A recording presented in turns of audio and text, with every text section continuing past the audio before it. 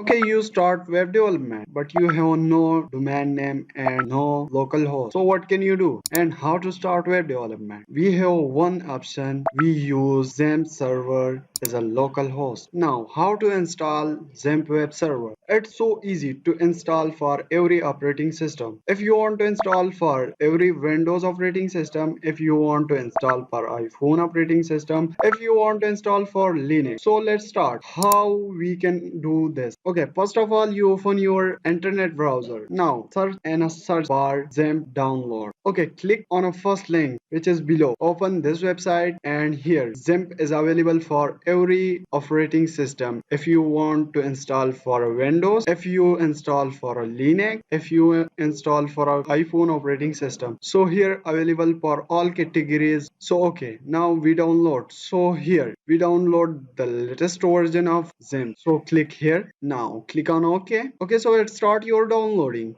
Okay, so I have already, so I have no need of XAMPP because I have already. So we can go here and we see that XAMPP is available here. So I click here and this file. Now okay, so I click on yes. So it's installing as a started. Okay, now press okay, and here next. Okay, next, and this is your folder. So I install in C drive. So I click next, and I select there as a language. So I have English. So English language is the best language and national language. So I select English and click next. Okay, make sure that check it. Okay, so I check it and click on next, and here installing is started. But you come in this website, so I remove it, and we can see here XAMPP is installing is start. Okay, so installation is completed, and now I allow the access, and we see here as a installation completed now. Okay, so installation is completed. Now click on a finish, and you are open your XAMPP server. So I have here we can see that it's open already. Okay, so subscribe my channel for more updates and like the video.